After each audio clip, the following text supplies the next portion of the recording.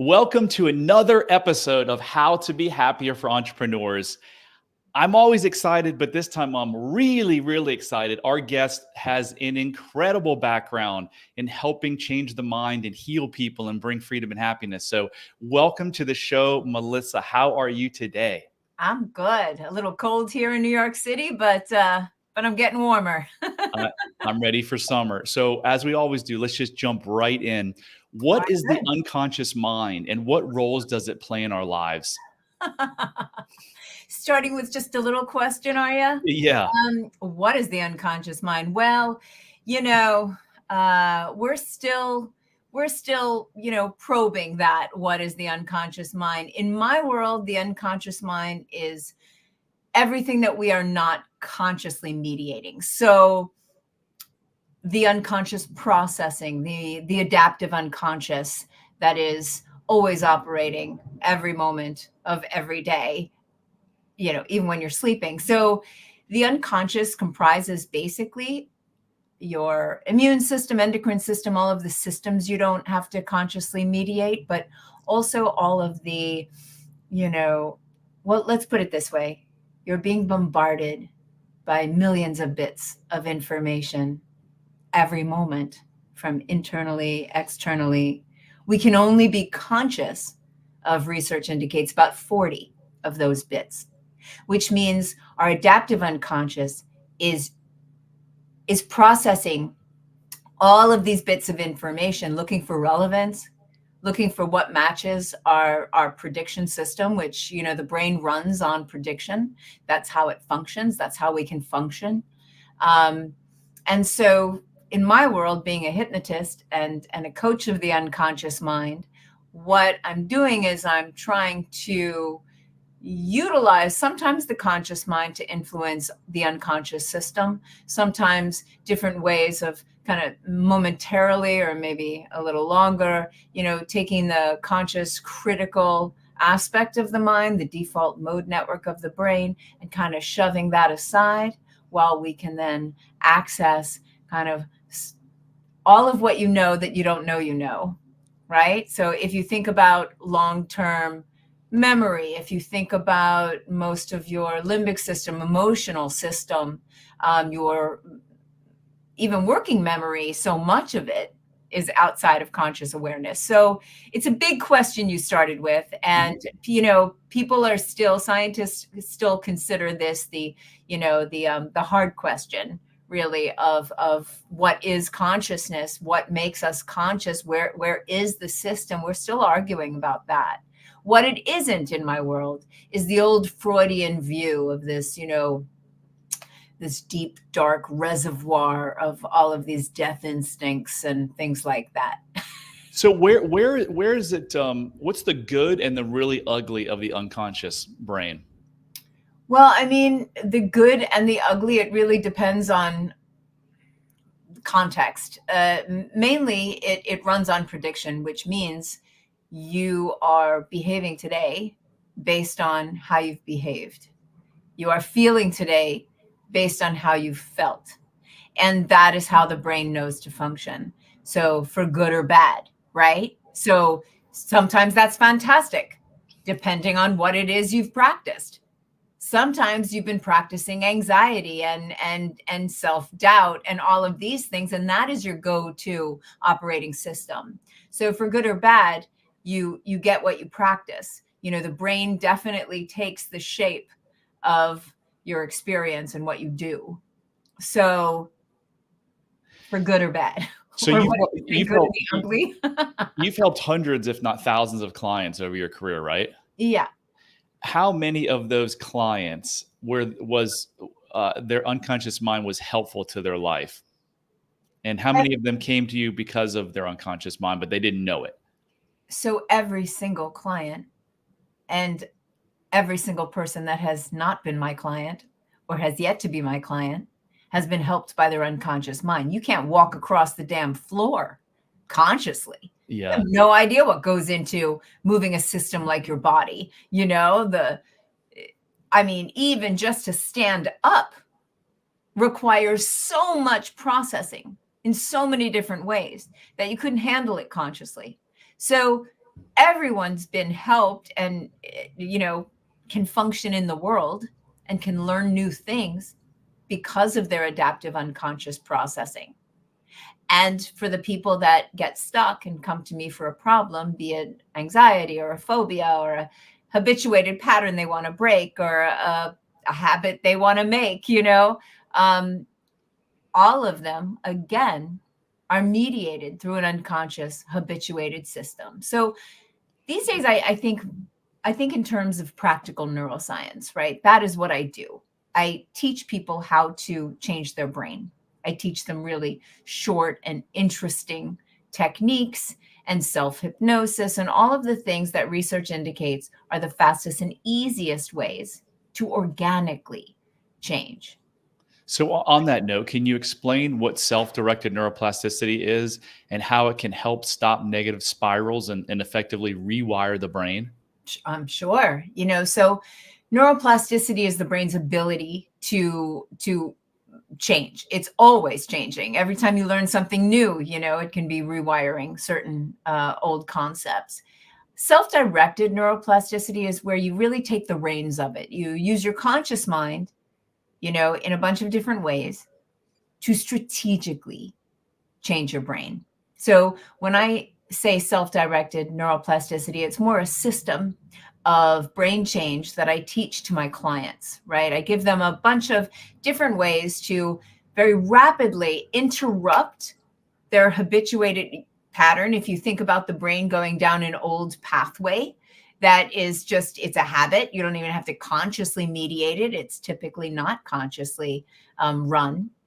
But as soon as they start to feel the old feelings or the impulses to do the old things, as soon as we can get them at the very front end of that pattern, I teach them how to thwart it, interrupt it with all these different techniques, which also happen to be down-regulating techniques for calm, or the techniques in and of themselves have anti-anxiety technique, properties, affect regulation of all sorts. And so what happens is we interrupt that pattern and then we kind of steer the brain in a different way. We create new neural connections, right? We want to foster those connections through repetition. So that's one form of the self-directed neuroplasticity. It's being able to really take control of your own brain change. Does this take like years to do? No. No, it doesn't. It's funny. A lot of this goes back to the earlier work of Jeffrey Schwartz, who wrote a book, The Mind and the Brain, which I don't necessarily recommend that one for lay people, but you can read a book called You Are Not Your Brain or Brain Block. And he worked with severe obsessive compulsive disorder patients. And what he found was even after like 4 weeks of doing not what I do, but interrupting the pattern, he wasn't a hypnotist and he didn't have all these techniques. So it took a little bit longer. But even still, they could see the brain changing after just a couple of weeks, and I think the study, I could be wrong, was about 4 weeks, could have been 6, where they looked at their brain in a brain scanner. In the beginning, they saw the OCD kind of system. And then 4 to 6 weeks later, I can't remember exactly, it looked like a totally different brain. And that was severe OCD, people that couldn't get out of the house. Wow. So, and he didn't have the techniques and hypnosis like what I train people to do change work in. I mean, primarily at this point, I'm a trainer. I teach clinicians, I teach coaches, I teach change workers how to do this work. And I still see clients because I feel like that's my laboratory. You know what I mean? So, but my biggest reach, I guess, through books and things like that is to spread it around so that more people can have access to, being empowered enough to change their own mind, change their own brain. So, yeah. So how many, I mean, I'm guessing you've had lots and lots of clients that have come to you, because I was one of those people. I didn't come to you. I found you through your amazing book, Keeping the Brain in Mind. Just fantastic. I love it. Um, uh, I went to 3 decades of therapy. Ah, And I went to someone that doesn't do what you do, but it's similar. And in 3 hours, my life forever changed. So, how many patients or clients do you see where they have tried therapy for years or decades, and then they come to you, and like in a couple of sessions, they're just like, "What the heck?" every client, because the truth is, for most of my career, I've been doing this over 25 years. I was, training clinicians, so I was seeing other people's patients, psychiatrists, and so they've been through the ringer, the therapeutic ringer. By the time they get to me, I am like the last stop on the train. You know what I mean? No one says, "Oh, I have anxiety, I should see a hypnotist," right? They don't think that. They Yeah. go to a therapist or they go to a psychiatrist, so unless it's someone who says, "I want to quit smoking," and then they think maybe hypnotist. But the truth is, I don't think I've ever met somebody who came to me first, unless someone they love or someone they know very well was one of my clients. Yeah. So my last book was on working with kids and teens, and I have a workshop on working with kids and teens coming up on February 10th. So luckily, hopefully, I can get to those kids before they've been, kind of cycling through a bunch of different therapeutic modalities, because, mine is more about empowering kids you know, to help themselves. So, on that note, you've suggested some critical views on traditional therapy. Can you expand on its limitations and discuss what makes certain modern techniques more effective than what we've seen for the last 100 years? Well, I think it was you that actually brought up the limitations of traditional therapy, but Maybe. Okay, I'll all take right. that. I'll take that.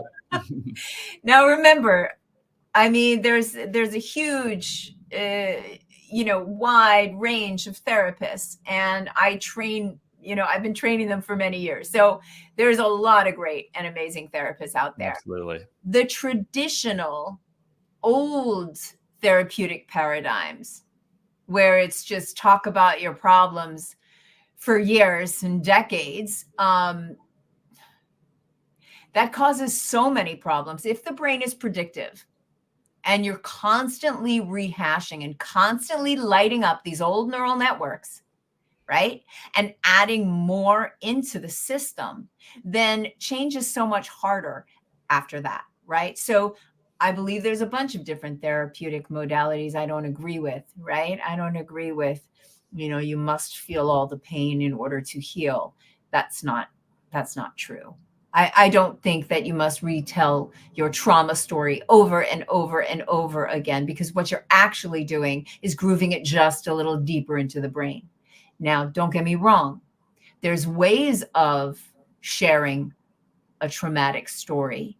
And that's when the clinician is fully aware of therapeutic memory reconsolidation and can offer up a different emotional range, a perceptual shift, so that when that trauma gets reconsolidated back into the brain, it has these new emotions or it has these new perspectives. So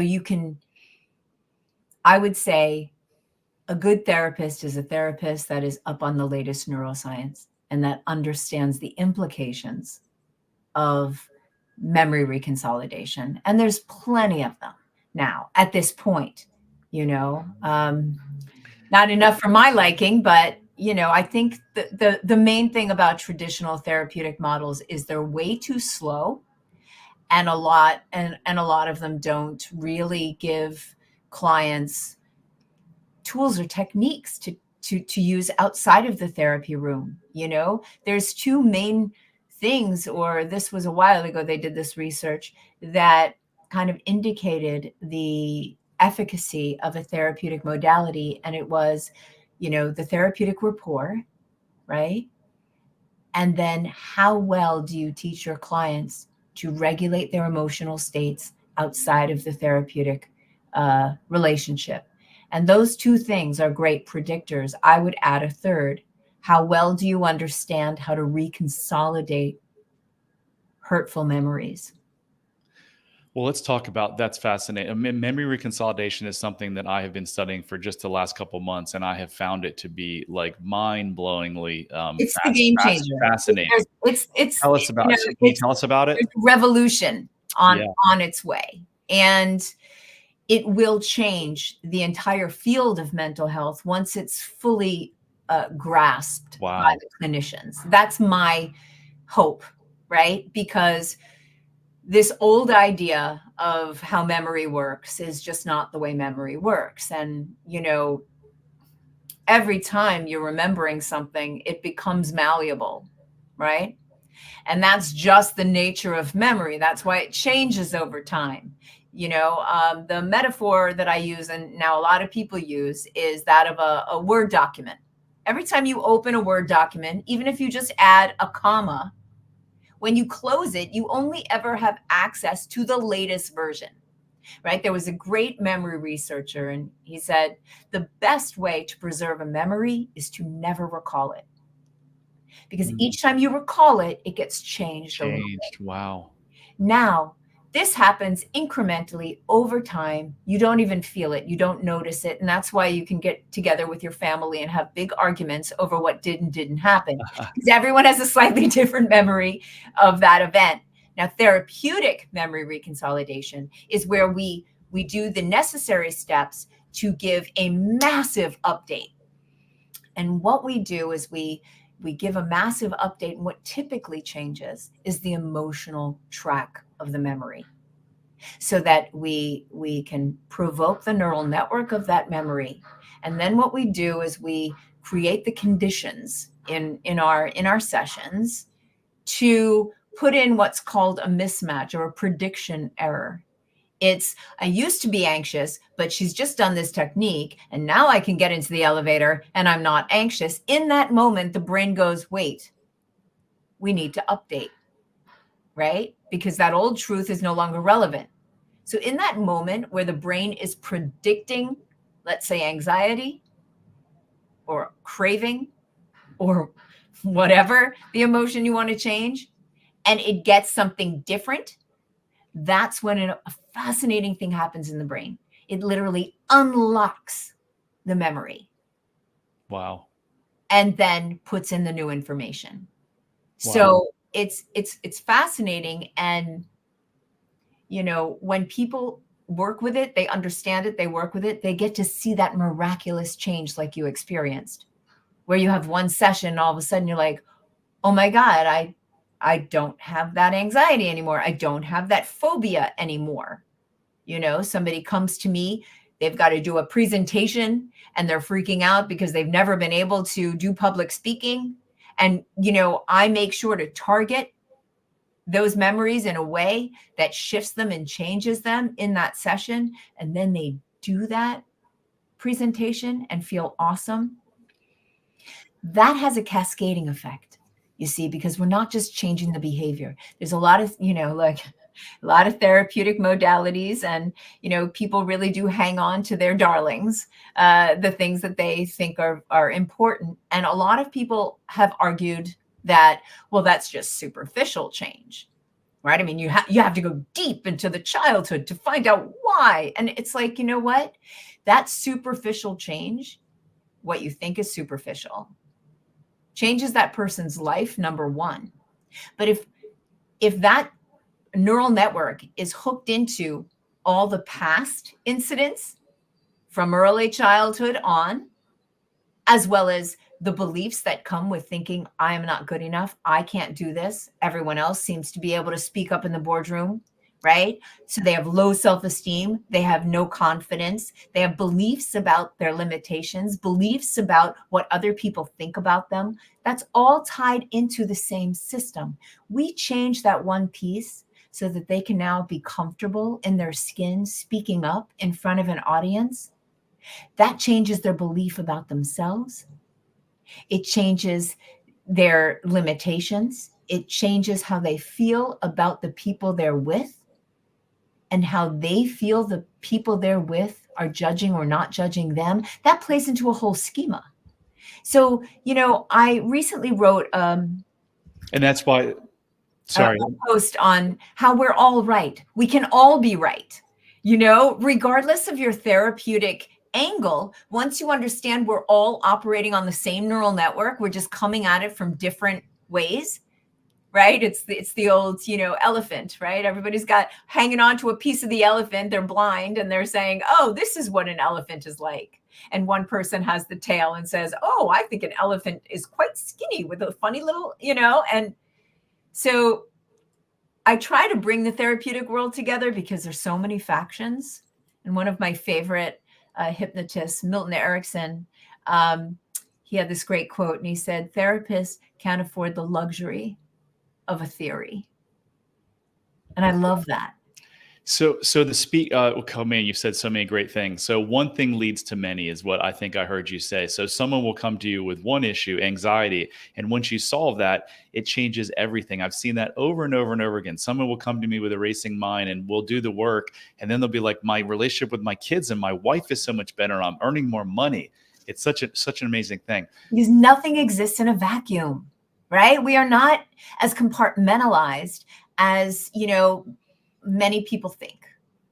So not the definition, but the example of the speaker. So someone is really, really afraid to get up and speak in front of the boardroom or in front of the crowd. My understanding is that is a symptom that is keeping them from feeling something that may be even more painful. Can you give us an example of what that underlying thing could be that's leading them to have the anxiety when they speak? So I'm gonna push against that assumption.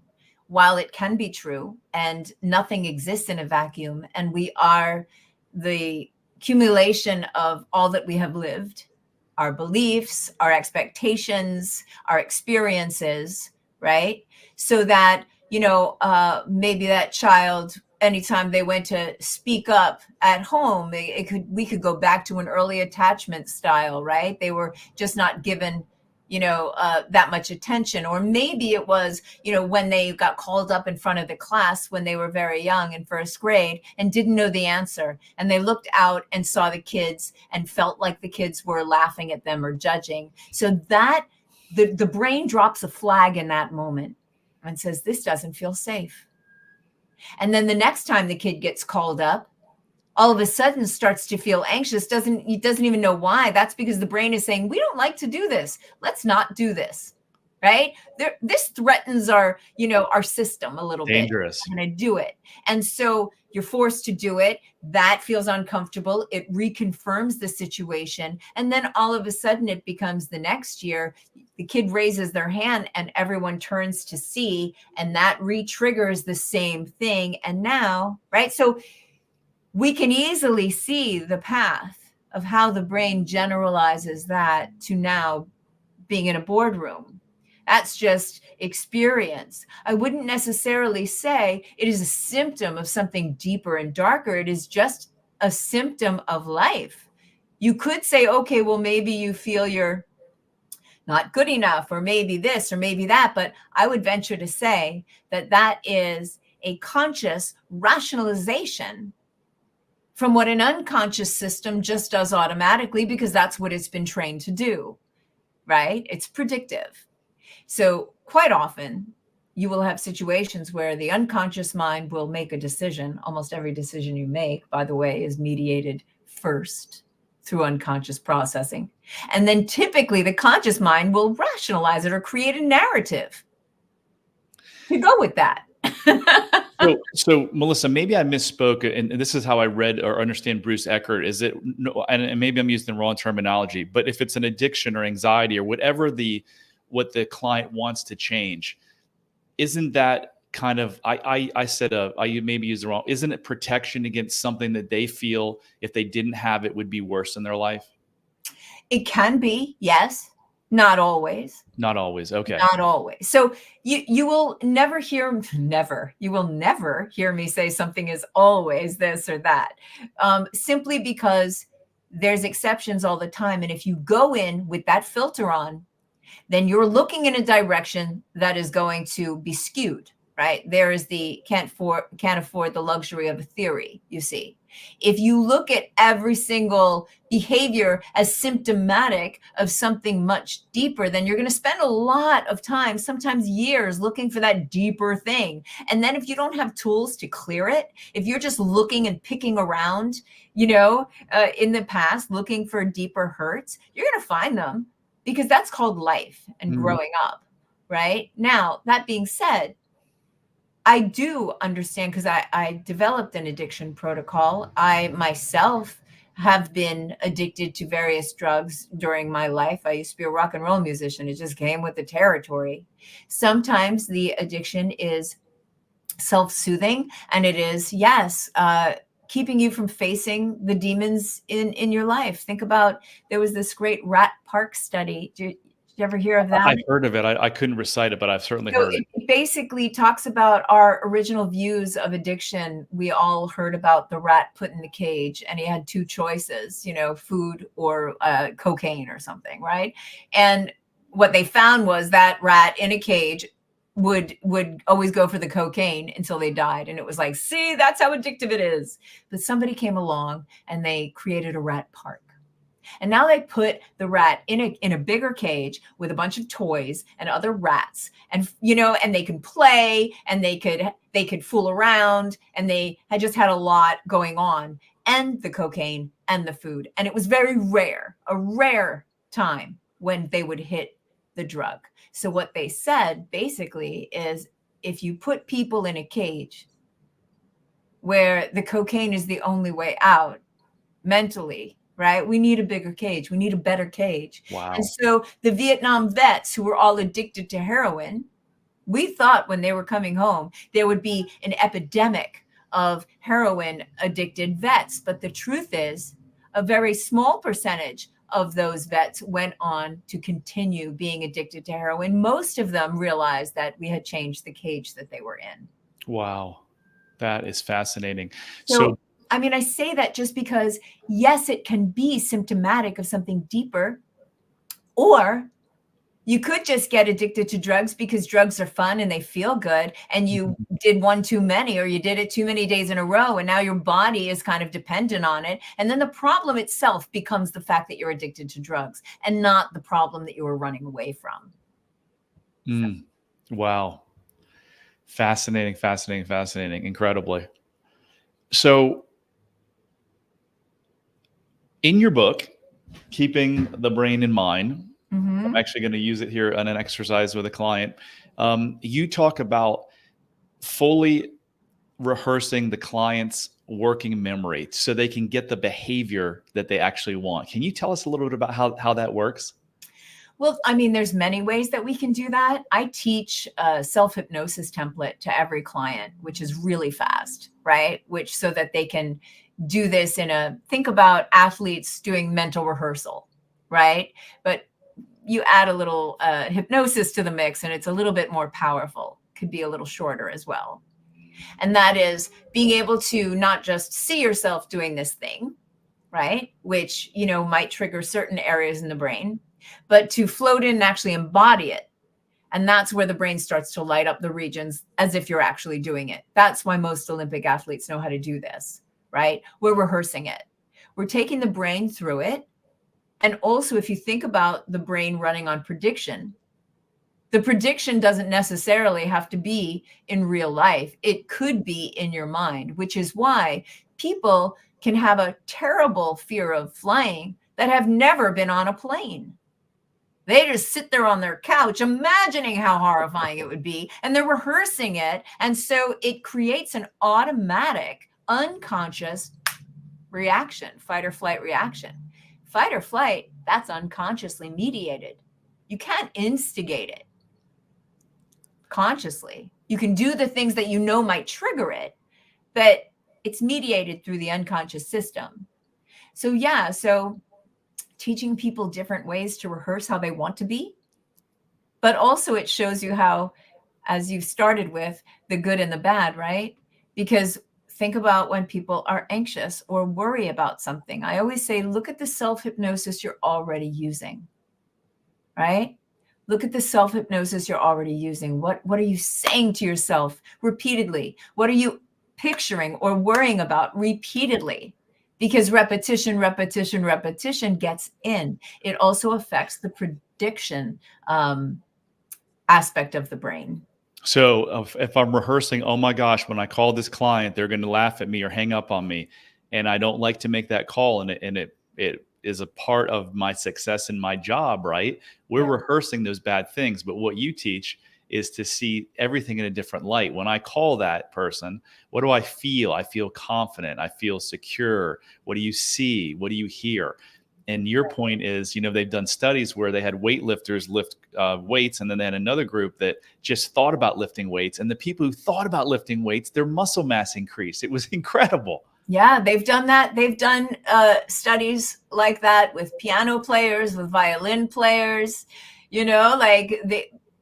right? Stroke victims who are bedridden. It's one of the key ways of getting them to remind their body, their brain, how to function. So, we do this all the time. Unfortunately, most people do this, in a negative way, as you said. We make projections. We're like, oh, they're going to laugh at me. They're going to judge me. They're not going to want to hear from me, or I'm not going to be able to remember my lines, whatever it is. Right. And so, yeah, front loading that by quite often with my clients, I'll say, milk the future, right? Like fantasize about the future you want. So let's just imagine we go back to your example where you have to make this call, this sales call or something, right? Imagine that this person really benefited from that conversation, because as I always, because I've trained people in this as well, a no just means a no yet, just means not a yes yet, right? On many different levels. And so if you go in with feeling comfortable in your skin and confident and optimistic, that energy is going to be absolutely conveyed, right? And so what that means is you're going to approach that call in a way that the other person feels it, because they're going to feel it. You and I, even now over this medium, we're sharing millions of bits of information. So you mentioned Olympic athletes. I watched last year the Tiger Woods documentary. People used to always say, man, that guy was just in a flow. He was in a zone. And in the documentary, it talks about his dad was in the military, obviously, and he had a buddy of his that was playing golf with him who happened to be a hypnotist in one of the branches of the military. And he taught Tiger Woods how to hypnotize himself. So when Tiger Woods was just like ruling the tour and he was in that like focus zone, he was hypnotized. Yes, he was. So is a lot, many. Michael Phelps uses hypnosis all the time. Like, these are people that understand the mental aspect of the game, not just to control your emotional state and to feed into your expectations and beliefs, but to rehearse the brain. Yeah. Yeah. So we talked about memory reconsolidation, and then I think I pulled us down another track, but it is so amazing the power that it has. Can you explain it like I'm a seventh grader? How just exactly what goes on and why is it different and how long have we known about it? I mean, well, we've known about it in a few different ways, right? But typically not we as in coaches or hypnotists or clinicians. They've been, I think it goes back to Joseph Ledoux's, NYU lab, and Daniela Schiller.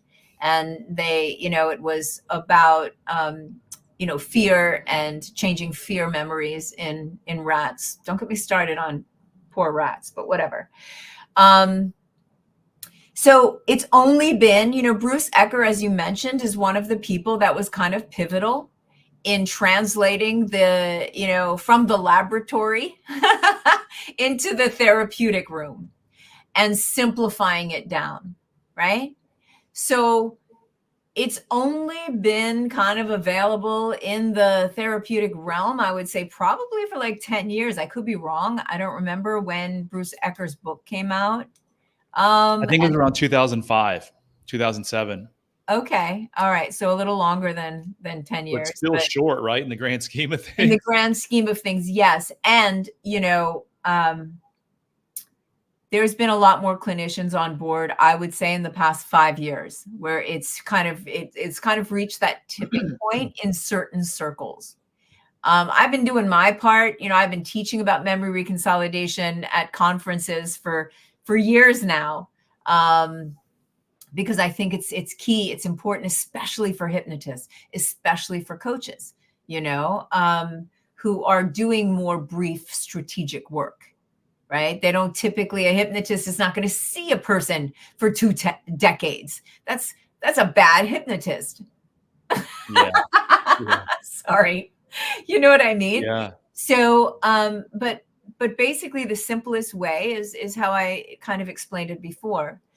When you target a memory, and whether that is getting right up against the thing that triggers it, right? This is a format that I teach in my coaching course, as well as in my hypnosis training, which is how to, get someone very close to the trigger so that we can make sure that it's lit up. See, this is where a lot of things go wrong. If you just assume because someone's talking about something that the memory, the neural network of the memory is actually lit up, that's making a big assumption. It could be right, but it also could be wrong. So I train coaches and therapists to make sure that they understand how to use language in such a way as to make sure that that memory is lit up. Once it's lit up, it becomes malleable. Then we do a bunch of different things. We interrupt it. We start to add in how they want to feel instead. Maybe we use certain techniques that, kind of reduce the fear or the anxiety first. And then we put in and start to rehearse how they want to feel. And then we bring that to the trigger. And in that moment where they're feeling confident, and now they imagine stepping on that stage or into that boardroom or signing on to that Zoom meeting, and they're feeling confident, that's when the brain takes notice. That's the prediction error. And that's when it updates. Then I use more traditional neuroplasticity to condition it in. So I use the two different types really in every session. One is memory reconsolidation. The other is what we would call counteractive neuroplasticity, which is the conditioning aspect, creating maybe alternative roads. So I kind of use them both together in a way that creates a bit faster change. So considering the effectiveness of neuroplasticity and memory reconsolidation, why do you think those techniques are not more widely used by therapists? Well, they're not known. Most curriculums are not there yet as far as, educating therapists. I mean, my daughter is in graduate school right now, and sometimes when she tells me what she's learning, I just want to smash my head against the wall, but they're still learning some very outdated things. But that's one angle, is that it's just not known. I know therapists, and if they're given something that will help their clients faster and easier, they're going to take it. They just don't know it exists because it's not being taught. Now we can go for the deeper, not so nice answer to that, which is who funds all the research? Pharmaceutical companies? That's right, honey. Huh. So there is research on memory reconsolidation, but it's the pills, right? There's a lot of research on how do we change this through, a pill form. And they've been studying that, but not how do we do it in a behavioral way, in a therapeutic way. But, that's just life, like the same thing. Now, hypnosis is different in that we've had, hundreds of years worth of, studies and research on it. But even still, I just recently on Instagram, I said, what's the first thing that pops into your mind when you hear the word hypnosis? And still we've got the old, ideas, of mind control, swinging watches, like no one has updated it. Chasing a mouse. Quick Google search, right? Hypnosis research, hundreds of papers. Do you think the fact that the pharmaceutical companies provide so much of the research in neuroscience and psychology that's a reason why close to 33% of Americans are on an antidepressant or anti-anxiety drug right now? I mean, yes, there's other factors as well. We're inundated with that. We're primed to believe that some people still believe that it's a chemical imbalance. We know that's not true. They can't prove it. They've tried to prove it for so long. They've spent billions of dollars trying to prove it. It's not true. And yet we're still acting as if. So there's that. There's the fact that the pharmaceutical industry is a big industry. It funds the research. But also, we live in a world where we'd rather take a fucking pill. Sorry. I was so good about cursing. We'd rather take a pill, right? People, it's like, oh, you know what? You can exercise. Exercise beats out antidepressants and anti-anxiety medication every single time, every single study. But people would rather take the pill than actually exercise. Meditation's been known to allow you to control your emotional states and focusing abilities, but you'd rather take ADD and an anti-anxiety med. So it's the pharmaceutical industry, it's the priming, but it's also our want of a magic bullet and not wanting to do the work. And that's why, all of my techniques that I teach, I honed my system, my therapeutic system on New Yorkers. So everything I teach can be done in under a minute because I know that is what people will do rather than, do a self-hypnosis thing for 35, 40 minutes. They're not going to do it. So my self-hypnosis template's 2 minutes. Yeah, I wonder why. I wonder if the fact that people are so conditioned to want to take a pill over meditating or exercising is because of them, or is it because they go to what they see as a medical professional who has, 15 years of education and practice, and that's what they're told. Like, no, hey, I think it's both. I think it's both. So yes, obviously not just the medical practitioner, but the entire culture that we live in, right? We're being primed every single moment. Every single moment we are being primed. Our unconscious mind is being manipulated all the time. It can't not be. And so there is that factor. But there's also people have been told by their doctor, their cardiologist, exercise and stop eating so much red meat. People are told what they should do. They know they should do it. I just heard about someone who opted for a medical procedure rather than change their diet. So I think we can't lay all the blame on the establishment, although we can lay most of it. But the other is just that we are in a culture that doesn't value certain things. We value productivity. We value, go get it, go, get yours. That type of culture we live in poo-poos something like having a meditation practice in the morning, right? That's a very fringe part of our culture, which values that. So Melissa, as we wrap up here, I'm going to throw you a little bit of a curveball and ask you on the gamut. Sorry. What's the greatest lesson you've learned in your life? Oh my God. The greatest lesson? Jeez. You're going to wrap up with that quick little question? All right. Well, I did just write something that I think is helpful, and that is looking at life as your graduate school, right? So anytime I go into certain types of regret, right? Regret of those years that I lost through addiction or I look at it instead as, what did I learn from that, right? If I hadn't done that, if I didn't go through that particular major or minor, I wouldn't have been able to help thousands of people by creating my addiction protocol. If I didn't experience chronic pain for so many years, I wouldn't have developed my chronic pain protocol. Life as graduate school, what can we learn from this? I have trained so many people who come to my training for a second chance, for a new career sometimes, or just an infusion into their therapeutic practice. And once you start to realize that the very thing they struggled with is now the thing that they excel at, Yeah. with helping people. I mean, you yourself, you're an example of that, correct? Yeah. So I would say that's a big lesson for Love it. Love it. And you can live your life the same way because everything happens for you and not to you. So if you think you're going through bad times, it's just there's a lesson in there. Melissa, this was fantastic. How can people reach you? um you can look for Melissa Tears on Instagram. You can go to melissatears.com. That's how. And And, then my email, things like that. I have some classes coming up. They, for practitioners, they might be interested in. and Melissa's two S's and Tears is Tiers.